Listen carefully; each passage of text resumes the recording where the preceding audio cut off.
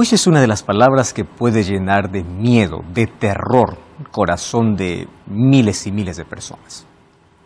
Mas la Biblia habla acerca de la justicia de Dios y el juicio de Dios. Así como Dios es amor, también Él es justicia. Y en su justicia Él va a ejecutar juicios, porque los juicios también es una muestra del amor de Dios. Mas es difícil a nuestra comprensión humana entender que cada juicio que Dios da siempre está envuelto de su amor, porque antes de cada juicio siempre hay una advertencia. Nunca existieron juicios sin advertencias. Y esas advertencias siempre eran para poder librarnos del juicio, librarnos del castigo, o en el juicio poder ser libertados por nuestro Dios. Hoy queremos analizar juntos una historia de juicio, para que podamos entender un poco mejor cómo es que toda la humanidad finalmente va a ser juzgada. Y en el próximo capítulo veremos cómo el juicio hoy se está desarrollando desde el cielo. Mas hoy, a través de una historia de la Biblia, vamos a ver de qué manera o por qué los seres humanos somos juzgados. Bienvenidos, está comenzando una vez más Biblia Fácil. Qué alegría poder saludarte, tú que estás allí del otro lado de esta pantalla y listos para poder estudiar la palabra de Dios. Felicitaciones por el tiempo que has invertido, por el momento que tú has separado para poder estudiar la Biblia. Este es el mejor tiempo, esta es la mejor y la mayor inversión que podemos tener de nuestro tiempo en la vida, y que Dios pueda multiplicar sus bendiciones sobre ti y sobre toda tu familia. Bienvenidos amigos a un nuevo capítulo de Biblia Fácil. Vamos entonces a nuestro tema de hoy y como siempre, antes yo quiero ofrecer para nuestros amigos un material que es maravilloso. Se trata del curso bíblico En Busca de la Verdad. 15 capítulos extraordinarios para poder ser estudiados con la Biblia. Así que aquí vas a encontrar respuestas a tantas preguntas que ya te hiciste en la vida. Puedes solicitarlo a nuestro WhatsApp más 5512-9810-1460 o también puedes ingresar a estudielabiblia.com. Allí vas a encontrar este y otros materiales que van a enriquecer en gran manera tu vida. Solicítalo ahora mismo, es totalmente gratis. Antes de nuestro estudio, vamos a orar y pedir la dirección de Dios. Oramos. Querido Dios, gracias por darnos la oportunidad de poder tener este tiempo para estudiar tu palabra. Para ello pedimos la dirección de tu Santo Espíritu, que nos pueda ayudar a comprender el mensaje que tienes para nosotros hoy. Danos tu bendición en el nombre de Jesús. Amén. Muy bien, vamos a nuestro tema de hoy. Hoy vamos a hablar acerca de uno de los temas que probablemente va a causar mucho terror, miedo, y es probable que en muchos púlpitos no se predique porque hablar sobre juicio o justicia de Dios no es tan cómodo para muchas personas. Es muy lindo hablar solamente del amor de Dios, mas no de la justicia de Dios. Solo que la justicia de Dios no podemos separarlo del amor. Y cuando hablamos acerca de juicio, tenemos que hablar sobre ley. Es por eso que la mayoría de personas prefiere separar el juicio de la Biblia, no tocar el tema de juicio, porque para que alguien sea juzgado tiene que haber un código moral, una base. Nadie es condenado si es que no hay una ley. Tú no puedes recibir una multa si es que no cruzaste un semáforo en rojo. Pero hubo una ley que tú rompiste, que tú quebraste y eres condenado. O eres libre si eres obediente. Entonces, cuando hablamos acerca de juicio, vamos a hablar definitivamente que la ley de Dios está incluida. Por eso es que en la mayoría de denominaciones cristianas, religiosas, obviamente no se toca el tema de juicio. ¿Por qué? Porque la mayoría piensa que la ley ya fue anulada, ya fue quebrada, ya no sirve más, y nos olvidamos que en el tema de juicio obviamente se comprende la ley de Dios. Y siempre ha sido así. Todas las veces que Dios ha ejecutado juicio, ha sido porque el ser humano ha quebrantado tanto su ley, ha sido advertido, ha sido guiado para poder cambiar de actitud, de comportamiento, pero él ha insistido y finalmente Dios tiene que ejecutar un juicio. Bueno, entonces hablar de la justicia de Dios también es hablar del amor de Dios. Y no es una cara con dos monedas, es la misma moneda, porque incluso en el juicio hay una demostración de amor. Luego vamos a ver ese asunto. ¿Está bien? Entonces, amor y justicia. Me encanta lo que dice Santiago 1:12. Es un texto muy corto, pero al mismo tiempo muy fuerte, como para poder masticarlo, saborearlo, comprenderlo y vivirlo. Uno solo es el dador de la ley, y uno es el que puede salvar y perder. Pero tú, ¿quién eres para que juzgues a otro? Cuando hablamos acerca de este tema del juicio, hoy decidí comenzar con este texto. Porque los seres humanos no tenemos capacidad mínima para poder determinar y ni siquiera sugerir quién se salva o quién se pierde. Porque a la vista humana la apariencia es engañosa. Hay tanta gente, vamos a ver en el próximo capítulo, que tuvo la apariencia de bondad que se perderá. Jesús confrontó a los fariseos y les dijo así: ustedes son como sepulcros blanqueados, por fuera pintados, por fuera bonitos, por dentro podridos, ¿no? Eso es lo que Jesús quiso decir, porque la apariencia engaña. Entonces, hay muchos que tienen una máscara de religiosidad, pero no tienen a Cristo en la vida. Y nadie se salva por la bondad que aparenta. ¿Y quién es el único capaz de poder ver la autenticidad de una persona? Dios. Nadie más. ¿Cuántas cosas escondemos detrás de una sonrisa? ¿Cuántas cosas intentamos hacer por fuera, por apariencia? El ser humano ve acciones, Dios ve motivaciones. Entonces, Dios ve lo más oculto. Yo no soy llamado, y esta es una invitación para aquel que me está viendo, tú y yo no somos llamados para colocarse de pie y para no herir mucho o para no herir a alguien. Tú no eres llamado para levantarte y condenar el pecado de los demás. Tú eres llamado para mostrar la salvación, para llevar a las personas a Cristo. Si tú crees que has sido llamado para condenar, estás en el camino equivocado. Estás en la misión equivocada. Porque el acusador ya es uno, es el diablo. Él es quien acusa, él es quien ataca, él es quien quebranta, él es quien denigra. No seas instrumento de él, no seas agente de él. Pastor, eso significa que yo tengo que ocultar lo que veo ¿acaso no soy llamado para que alguien se arrepienta? Muy bien, para eso lee primero Mateo 18. Y Mateo 18 presenta la forma como nosotros necesitamos corregir. No es divulgando, no es exponiendo, no es atacando, sino es orando, visitando a la persona. Pastor, pero vive muy lejos. Hay una opción en cualquier red social que se llama mensaje privado. Y si es que no lo has descubierto, te invito a descubrirlo. Allí, de manera personal, veo que esta actitud no es correcta. Esto no está bien.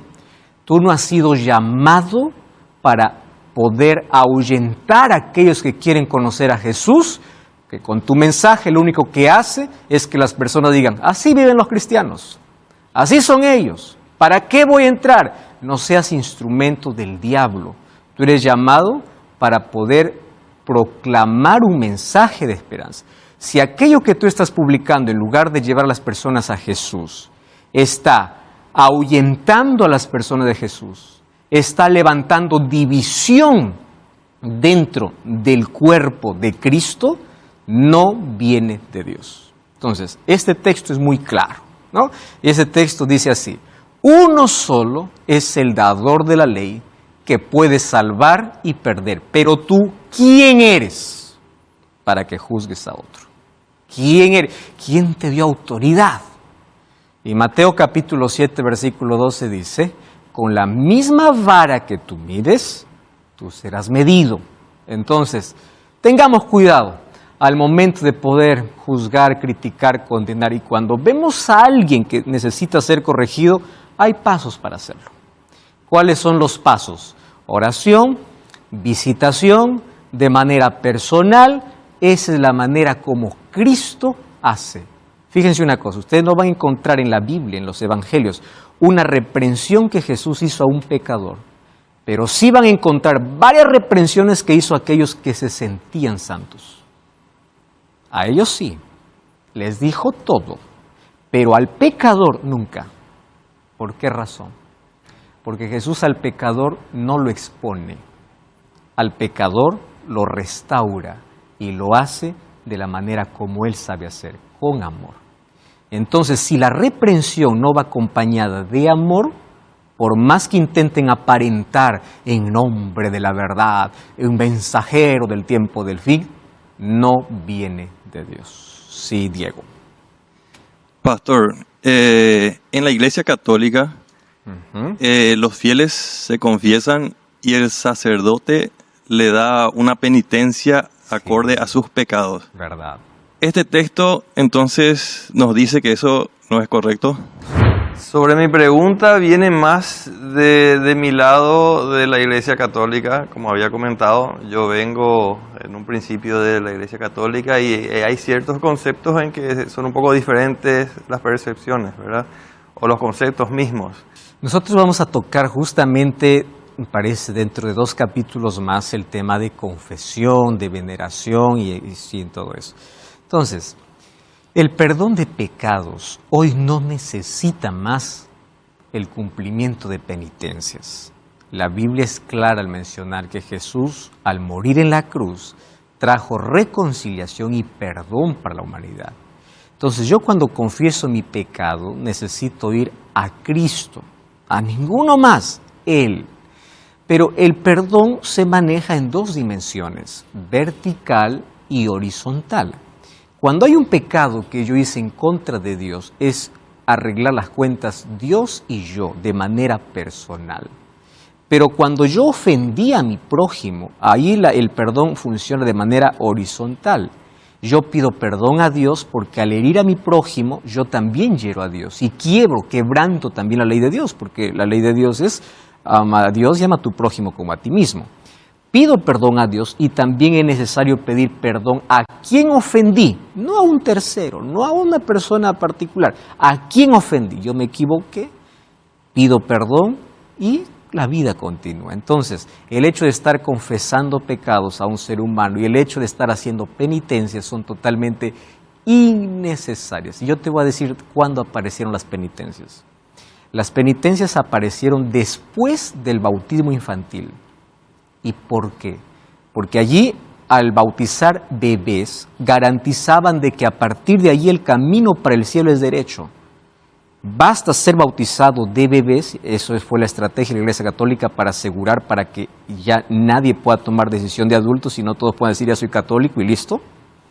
Entonces la estrategia es, a partir del bautismo ya estás salvo. Pero la gente en la medida que crecía, a pesar de ser bautizada, se sentía condenada, se sentía con culpa. Entonces, para poder justificar y decir, bueno, el bautismo ya te salvó, pero si tú quieres llegar al cielo, ¿puedes hacer algo más? Aparecieron penitencias, hacer cosas, alguna cosa que yo pueda hacer para alcanzar la salvación. Pero la salvación ya está hecha, el camino está diseñado. Cristo pagó mi penalidad, pagó mi culpa, Él ya diseñó el plan. Lo que Él necesita de mí es arrepentimiento, confesión, y Él es quien me transforma. Ya no hay más penitencias que hacer, en absoluto. Fernando. Es conveniente cada día pedir perdón, ¿verdad?, a Dios por los pecados, porque puede darse en muchas ocasiones que al finalizar el día cometimos ciertos pecados que ni siquiera fuimos conscientes de ellos. Entonces, no solo los que sabemos que erramos, pero sino errores que no nos enteramos que hicimos. A veces siento que cometemos errores que no somos conscientes, más allá de los que sí somos conscientes, y por eso uno nunca está como saldado totalmente. Y puede venir la segunda venida, nos agarra mal parados porque nos distrajimos y no quisimos reconocer un pecado, pedir perdón. Existen pecados por omisión y pecados conscientes. El asunto es que a veces vamos a Jesús a pedirle perdón por pecados que no somos conscientes. Y ahí es interesante hacer 2 cosas. Primero, Cuando yo voy a confesar mi pecado, yo necesito decir a Dios, porque Él ya conoce mi situación. Señor, yo hice esto, yo soy tal, esto es mi realidad. Porque cuando digo, Señor, perdona mis pecados, de manera general todos somos pecadores y nos escudamos en ello. Pero cuando digo, Señor, este es mi problema, yo cometí esto, yo reconozco esta falta, es diferente. El perdón incluso el perdón se recibe por fe y de manera específica. Ahora, otro es, Señor, yo te ofendí, porque todo ser humano, por la naturaleza que tiene, pecaminosa, obviamente que ofende, obviamente que peca. Ayúdame a identificar aquellos pecados. David hablaba incluso de aquellos, líbrame los pecados ocultos, de aquellos que no veo, de aquellos que no soy consciente, porque esos carcomen mi relación contigo y me separan de ti. Finalmente, es posible vivir una vida de comunión con Dios, aún con nuestra naturaleza caída, porque para eso existe el perdón divino. Vamos entonces aquí al tema del juicio. Existe un legislador y un juez. Existen tipos de juicio, claro. La Biblia, por ejemplo, habla de dos tipos de juicio. Juicio local y juicio universal. Juicios locales, estamos hablando de la manera como Dios ejecuta su justicia en cierto momento, para cierta ciudad, para ciertas personas. Ejecuta juicios. Pero el juicio universal está hablando ya de todo lo que va a suceder con todo el mundo. Y este juicio universal en el Antiguo Testamento a veces es conocido como el día del Señor. Dice, he aquí viene el día del Señor.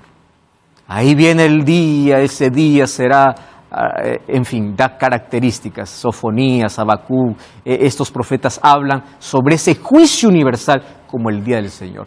El momento cuando Dios hará justicia. ¿Cuáles son los juicios locales? Aquí solamente coloqué algunos, obviamente, pero hay más juicios locales en la Biblia, ¿no?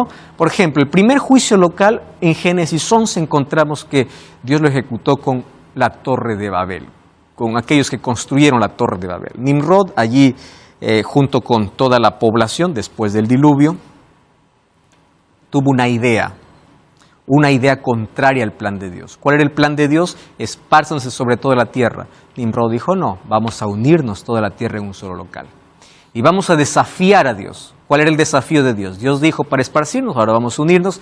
Y si viene otra maldición, otro diluvio, nosotros vamos a estar a salvo. O sea, ya no vamos a temer más cualquier catástrofe.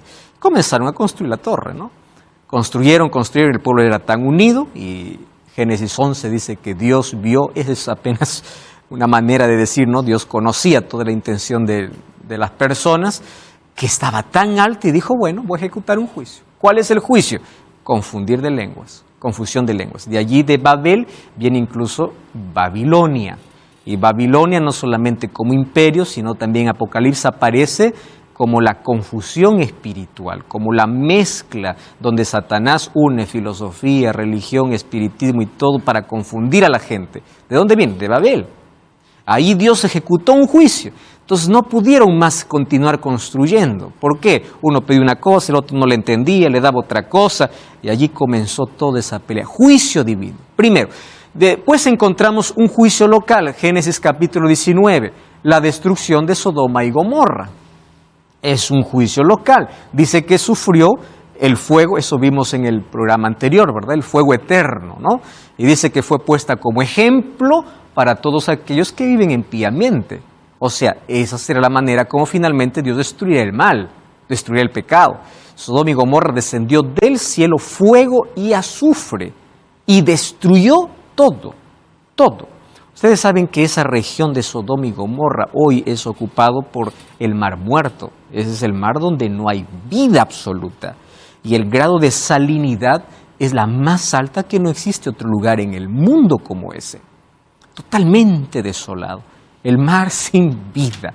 Toda esa región era el Valle Precioso, donde antes estaba ubicado Sodoma y Gomorra y otras ciudades. Finalmente el juicio de Dios vino sobre ellos.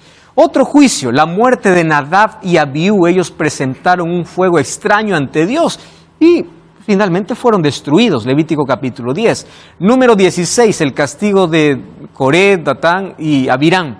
Estos tomaron aquello que Dios había dicho que no. Según de Reyes 19, la destrucción del ejército sirio. Un día el ejército sirio pelea contra el pueblo de Dios clama a su Dios y Dios lo libera. Eran más de 185,000 soldados, no podían enfrentar ese ejército. Dios pelea la batalla y al día siguiente todos están muertos. Recuerdan que ese ejemplo también lo colocó en Isaías 66, que así serán los cadáveres en el último día, dice Isaías, hablando acerca de la destrucción final. Un juicio divino contra Siria.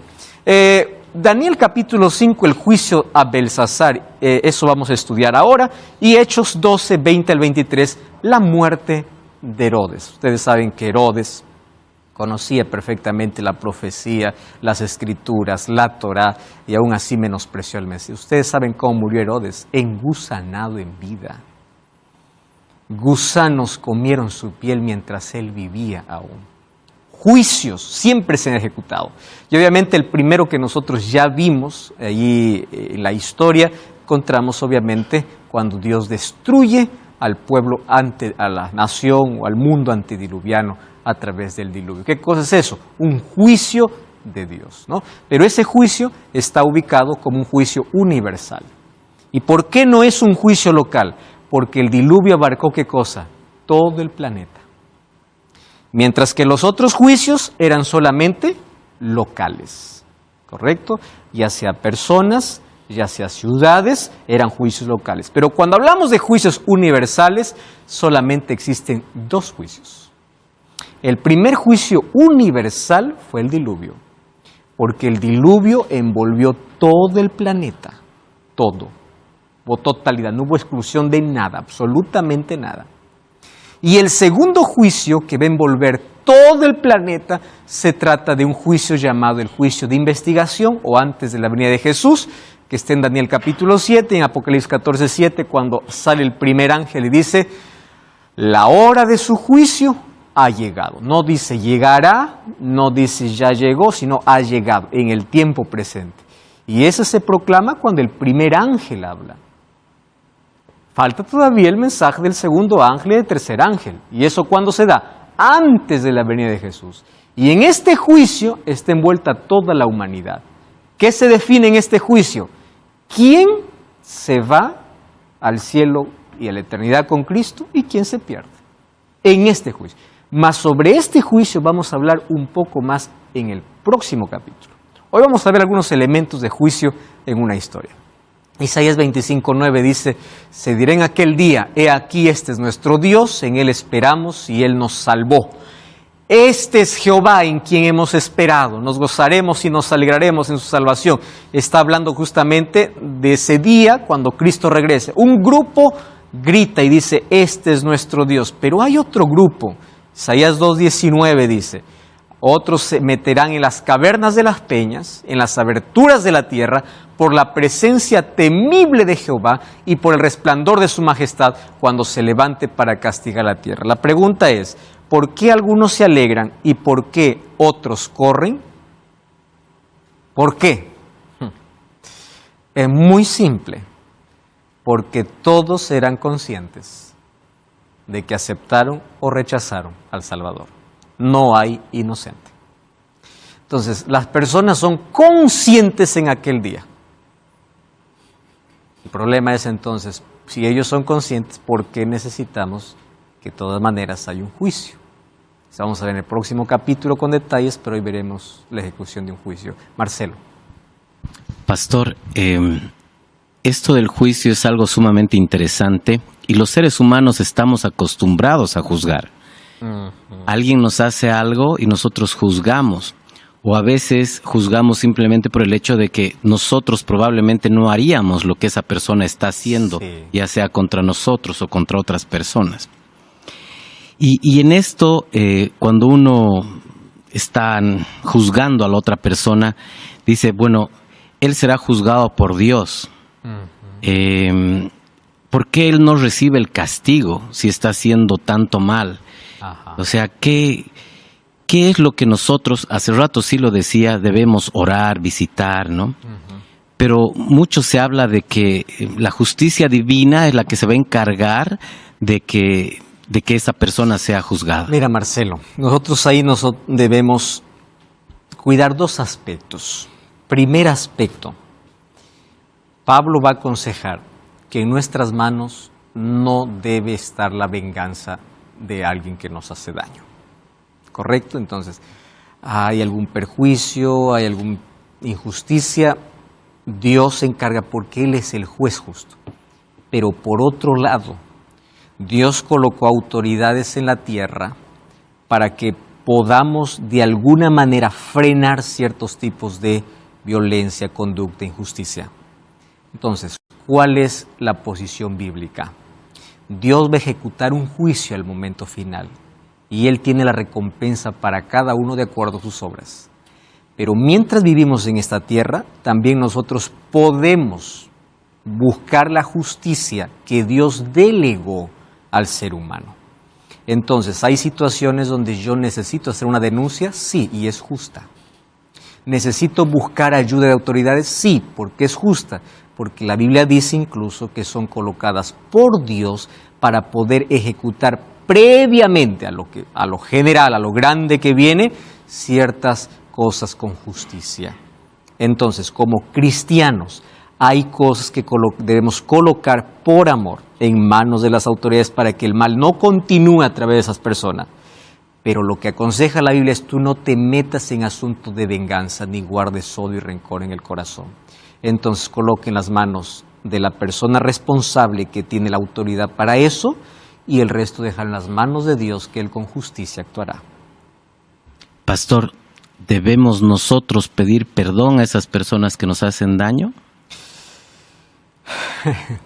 Mira, Marcelo, el ideal es que las personas pidan perdón por la ofensa que hacen, pero hay personas que nunca van a hacerlo. Y nosotros hay que buscarla para ofrecerles el perdón, por el mismo hecho de que nosotros queremos estar en paz. Exactamente. Y a veces hay que tener la actitud de Jesús. Padre, perdónalos porque no saben lo que hacen. Inclusive el ofendido pide perdón por el ofensor. Vamos a una brevísima pausa, no cambies el canal, estamos de regreso aquí en Biblia Fácil. Jugar con Dios es peligroso. Y jugar con el pecado más peligroso, porque el pecado tiende a endurecer la mente humana. Cada vez que el ser humano dice no a Dios, su mente se cierra ante la influencia de Dios. Estoy hoy hablando acerca de juicio divino. Hay una historia en la Biblia fascinante para hablar acerca de juicio. Vamos a abrir la Biblia en Daniel capítulo 5. Daniel capítulo 5. Daniel llegó a Babilonia cuando tenía 18 años. Ahora Daniel tiene más o menos 80 años. Toda su vida él lo pasó en Babilonia.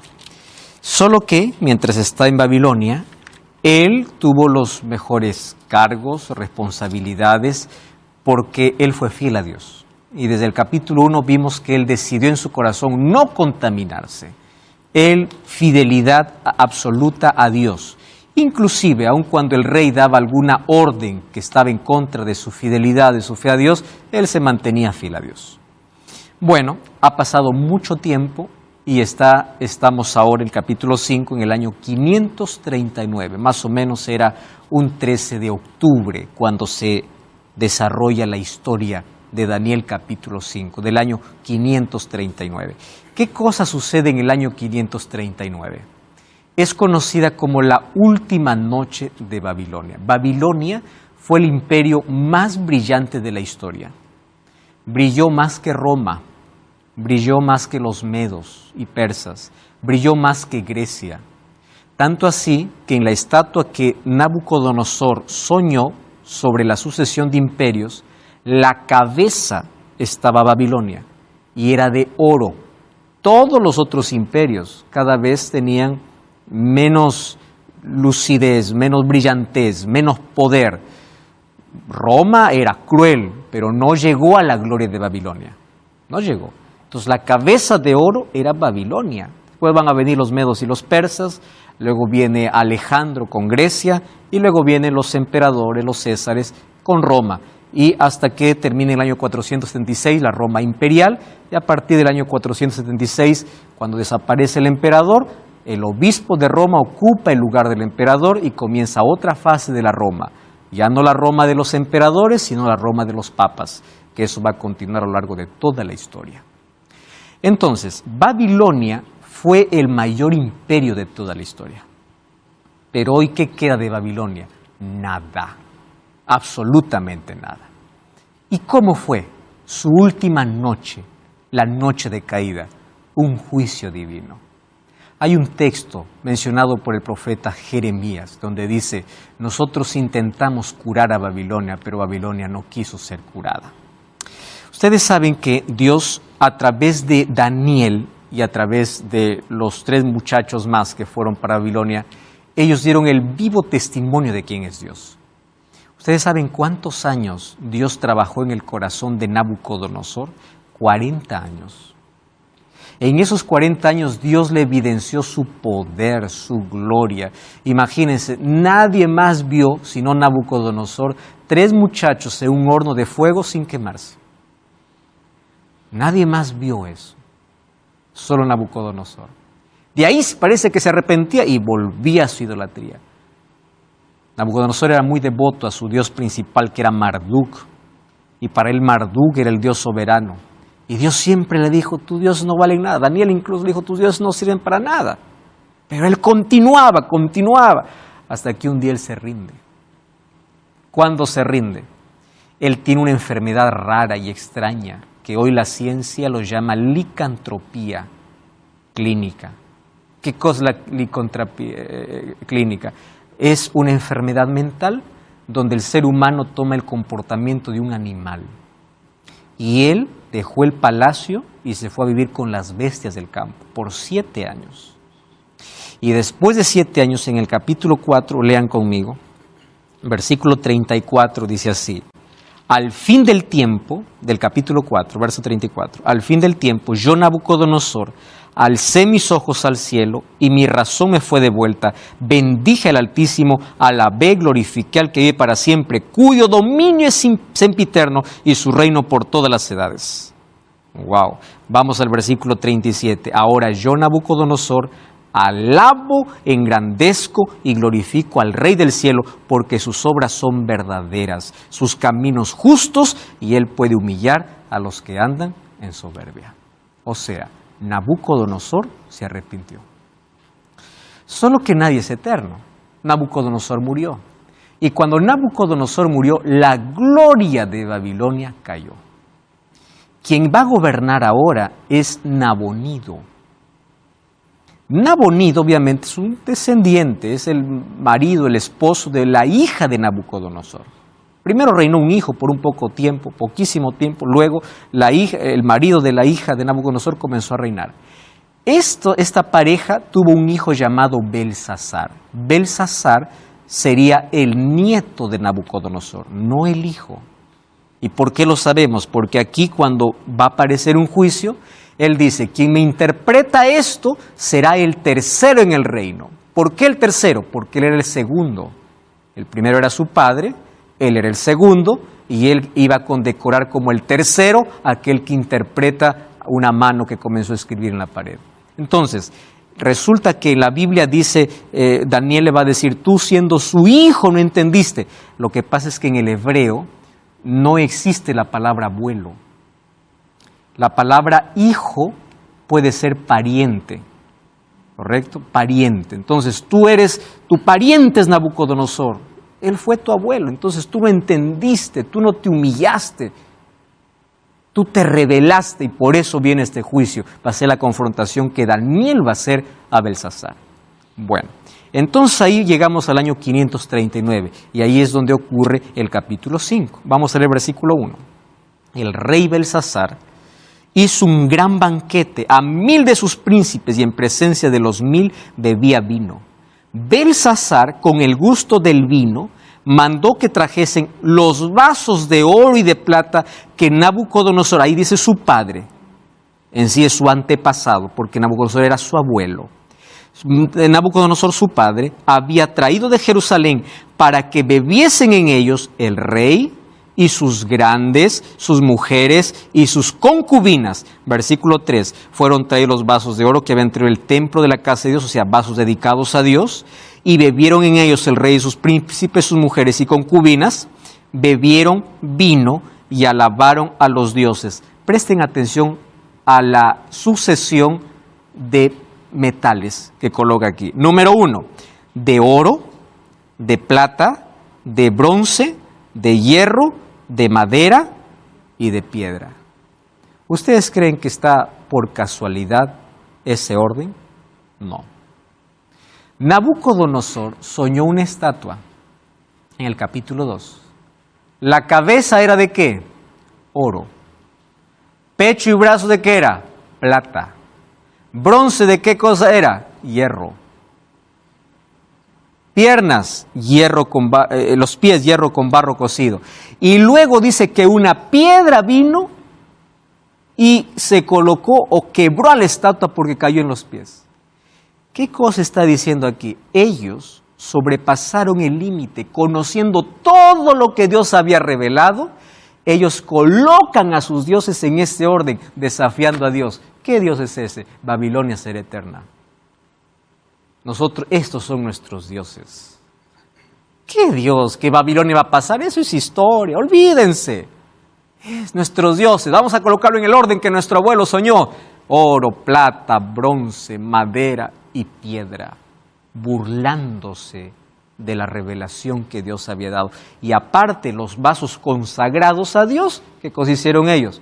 Vivieron vino. Esa noche estuvo lleno de idolatría, inmoralidad, blasfemia y embriaguez.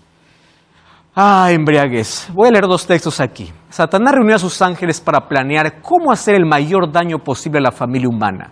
Tomaría el fruto de la vid, como también el trigo y otras cosas dadas por Dios como alimento, y las convertiría en venenos que arruinan las facultades físicas, mentales y morales del hombre. ¿Para qué? Para subyugar los sentidos, para que Satanás tenga el dominio completo. El mundo se corrompería mediante el apetito pervertido, haciendo que los hombres tomaran alcohol. Satanás los degradaría cada vez más. Lo que Dios dio como alimento, los convertiría en veneno, porque Él quiere subyugar, ¿qué cosa? Sentidos. Otro texto. Satanás está cautivando al mundo mediante el uso de licor, tabaco, té, café. La mente dada por Dios, que debiera mantenerse clara, se pervierte por el uso de narcóticos. El cerebro queda incapacitado para discernir correctamente y el enemigo obtiene el control. Los hombres han vendido su razón a cambio de aquellas cosas que los enloquecen. No tienen idea lo que es correcto. Pierden la línea. Ahora, ¿qué cosa es lo que sucedió? Aquella misma noche, mientras todos están en la fiesta, para que ustedes sepan, el placer humano dura poco. Todos estaban divirtiéndose, todos disfrutando, y de pronto apareció algo. Vamos a leer aquí. Vamos a Daniel capítulo 5. Y vamos a ver allí el versículo 5. Aquella misma hora aparecieron los dedos de una mano de hombre que escribía delante del candelero sobre lo encalado de la pared del palacio real, y el rey veía la mano que escribía, y el rey se puso pálido. ¿Por qué razón? Él sabía. Sus pensamientos lo turbaron, se debilitaron sus espaldas, sus rodillas daban la una contra la otra, y el rey gritó a gran voz: vengan magos, igual que su abuelo, recuerdan al comienzo cuando nadie lo podía interpretar un sueño. Vengan magos, caldeos, adivinos, sabios de Babilonia, cualquiera que lea la escritura y me muestre su interpretación, será vestido de púrpura, collar de oro, llevará en su cuello y será el tercer señor en el reino. ¿Por qué tercer? Porque él era el segundo. Entonces fueron llamados los sabios del rey, pero no pudieron leer. El rey Belsasar se turbó, palideció. Pero la reina, versículo 10, por las palabras del rey y de sus príncipes, entró a la sala del banquete. A ver, escúchenme aquí. ¿Quién es la reina aquí? No es la esposa de Belsasar, es la madre de Belsasar. ¿Y quién es la madre de Belsasar? Hija de Nabucodonosor. Y cuando dice que la madre entró a la fiesta, significa que ella no estaba. ¿Por qué no estaba? testimonio de su padre. Ella sabía que lo que su hijo estaba haciendo no era correcto. ¿Y qué cosa sucede? Y dijo: Rey, vive para siempre, no se turben tus pensamientos ni palidezca tu rostro. En tu reino hay un hombre en el cual mora el Espíritu de los dioses santos. Y en los días de tu padre se halló en él luz, inteligencia, sabiduría, como sabiduría de los dioses, al que el rey Nabucodonosor, tu padre, oh rey, constituyó jefe de los magos, astrólogos, caldeos y adivinos. Y allí fue llamado Daniel, versículo 16. Yo pues he oído que tú puedes dar interpretación y resolver dificultades. Si tú puedes leer esta escritura y darme su interpretación, serás vestido de púrpura, collar de oro, serás el tercero. Y Daniel respondió y dijo: tus dones, tus regalitos, llévalos. Tus recompensas, dale a otro. ¿Por qué dijo esto? Porque había llegado la última noche para Babilonia. Pero yo daré la interpretación. Versículo 18. Lean por favor con atención. El Altísimo Dios, oh Rey, dio a Nabucodonosor tu padre el reino, la grandeza, la gloria y la majestad. Y por la grandeza que le dio, todos los pueblos, naciones y lenguas temblaban y temían delante de él. A quien quería mataba, a quien quería daba vida, engrandecía, a quien quería y a quien quería humillaba. Pero cuando su corazón se hizo soberbio y su espíritu se endureció en su orgullo, fue depuesto del trono de su reino y despojado de su gloria. Fue echado entre los hijos de los hombres. Su mente se hizo como la de las bestias, como de los asnos monteses fue su morada. Hierba le hicieron comer como a buey. Su cuerpo fue mojado por el rocío del cielo, hasta que reconoció que el Altísimo Dios tiene dominio sobre el reino de los hombres y que pone sobre él a quien le place. Versículo 22. Y tú, su hijo Belsasar, no has humillado tu corazón, ¿qué dice? Sabiendo esto, sino que contra el Señor del cielo te has ensoberbecido. Hiciste traer vasos de su casa, tus mujeres concubinas bebieron vino, además diste alabanzas a dioses de plata, oro, bronce, hierro, madera, piedra, que ni ven, ni oyen, ni saben, y al Dios en cuya mano está tu vida y cuyos son todos sus caminos, nunca lo honraste. Entonces allí fue enviada, o entonces su presencia fue enviada a la mano que trazó esta escritura. Y la escritura decía: Mene, mene, tekel uparsin, que significa: contó Dios tu reino y le ha puesto fin. Pesado ha sido en balanza, ha sido hallado falto. Tu reino ha sido roto, dado a los persas. Y allí dice el versículo 30, esa misma noche fue muerto Belsasar, rey de los caldeos. Juicio de Dios. Mene, mene. ¿Qué cosa dice? Pesado ha sido en balanza y fuiste hallado falto. ¿Cómo es que nosotros podemos hacer el bien estando acostumbrados a hacer el mal? Podemos hacer lo mismo, ¿verdad? ¿Qué cosa es lo que lleva a perder al ser humano? Miren, hay una promesa de Dios. Si confesamos nuestros pecados, Él es fiel y justo para perdonarnos.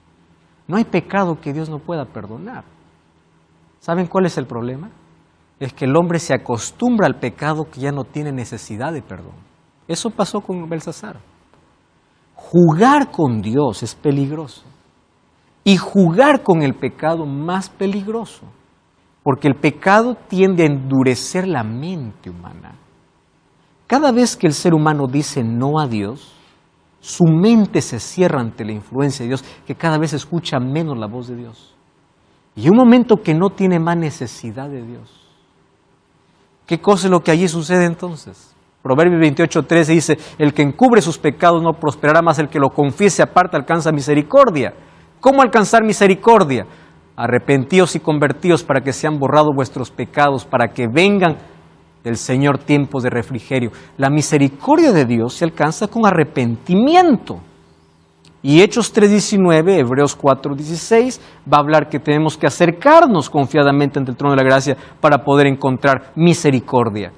Hechos 2:38, arrepentíos y bautícese cada uno para perdón de vuestros pecados y recibiréis el don del Espíritu Santo. Pero ¿cuál fue el problema de Belsasar? El problema de Belsasar puede ser el problema de miles de personas por las cuales se perderán. ¿Qué cosa? 3 cosas lleva a una persona a perderse. Número 1, orgullo. Número 2, miedo. Y número 3, excusas. Orgullo. Yo no necesito de Dios en mi vida. Hay tanta gente buena, no hay gente mala. pero simplemente dice, yo no necesito ni de iglesia ni de Dios. El orgullo y la soberbia te llevan tan distante de Dios. Escúchame una cosa. Tú puedes condenar pecados, porque los llamamos pecados grandes, ¿no? Asesinato, adulterio, todo eso, grandes pecados. Pero tú quieres saber cuál es el pecado que más ofende a Dios, se llama orgullo. Porque es el único pecado que no le deja a Dios trabajar más en tu vida. Todos los otros pecados tú puedes ser consciente, pero el orgullo levanta una barrera para que Dios no pueda ser escuchado. Inclusive dentro del propio cristianismo hay tanta gente que puede hacer cosas buenas, pero es orgullosa. El orgullo impide que Dios trabaje en la persona. Número 2, miedo. ¿Miedo a qué? Miedo es falta de fe. No te entregas a Dios, no obedeces a Dios, no sigues el camino de Dios, porque tú miras la experiencia del otro y dices, ¿para qué? ¿Para ser igual que el otro? Yo te hago una pregunta. ¿Cuántas personas se casan por día? Y de los que se casan, ¿cuántos se divorcian? Porque otro se divorcia, ¿tú dejas de creer en el matrimonio? Claro que no. ¿Cuántos sacan licencia de conducir por día? Miles. Y los que tienen licencia tienen accidentes. Porque uno tuvo accidente teniendo licencia, ¿tú no vas a sacar licencia? Claro que no. Entonces, ¿por qué tú estás mirando? Porque el otro cayó, yo voy a caer. Porque el otro falló, yo voy a fallar. ¿Por qué? Ese miedo es irracional. Y número 3, excusas. Y quiero decirte que es lo importante. Dios perdona pecados, pero no perdona excusas. Todo pecado es perdonado por Dios, pero las excusas son la manera de decir a Dios no. ¿Qué cosa pasó con Belsasar? Recuerda el mensaje de Daniel. ¿Sabes por qué vino este juicio contra ti? Porque tú sabías. Tú sabías. Nadie se perderá por haber hecho cosas que no conoció. Juan capítulo 3, versículo 19, Jesús dice así. La luz vino al mundo. Y esta es la condenación, dice. La luz vino al mundo, pero el mundo será condenado porque amaron más las tinieblas que a la luz. Entonces estoy hablando para ti. Puede ser como Belsasar. Tú conoces, has crecido en la iglesia. Tú conoces los principios, has estudiado la Biblia, pero no te rindes. No te rindes. Colocas miedos, excusas, tu orgullo no te permite. Por favor, no sea que también pesado seas en balanza y seas hallado falto. Hoy tú puedes entregar tu vida a Jesús, dejando todas aquellas excusas. Dios perdona pecados, no perdona excusas. Y tú sabiendo continúas amando la oscuridad, teniendo la luz, finalmente en el juicio habrá una condenación para ti. Y eso es lo que Dios no quiere para tu vida. El amor de Dios es incalculable, inefable. Y en su amor quiere terminar con el pecado, con el mal, con todo aquello que trae sufrimiento. Y es en su amor que también Él aplica su justicia, porque Él quiere colocar un fin a todo ello. Y mientras su justicia llegue en un momento, Él te invita para ser tu abogado, para que recibas su gracia y para que cuando Él ejecute un juicio, tú seas librado de Él. Porque cuando uno está con Jesús, dice el apóstol Pablo, ninguna condenación hay para los que están en Cristo Jesús. Y hoy te invito a aceptar a ese Dios en tu vida, el Dios que te ama. Deja de colocar tus excusas, deja aparte tus miedos. Y tú, si conoces la luz, no continúes en la oscuridad. No permitas que tu corazón siga soberbio y orgulloso contra tu Creador. Ríndete a Él. Ora conmigo. Gracias, Señor, por tu palabra. Y hoy entregamos nuestra vida para ser conducida por ti. Queremos caminar a tu lado y queremos que en tu amor podamos ser libertados de los juicios que tienes contra el mal. En el nombre de Jesús. Amén. Como siempre te invito a buscar una iglesia adventista el séptimo día para seguir comprendiendo el plan que Dios tiene para tu vida. Dios te bendiga. Nos encontramos en la próxima. El tema que definitivamente me llamó más la atención fue el juicio. ¿Cómo será el juicio? Es un tema apasionante, es un tema de mucho interés. En un principio, al leer no esperé realmente que sea algo tan atrayente, tan complejo a la vez, pero tan atrayente, ¿verdad? Fue un tema complejo porque, como mismo decía el pastor, es un tema que se evita muchísimo, para no herir sensibilidades por diferentes interpretaciones. Para nosotros es muy fácil juzgar a las personas. Creo que lo hacemos a diario. Nosotros queremos que las personas hagan las cosas como nosotros quisiéramos que las hagan.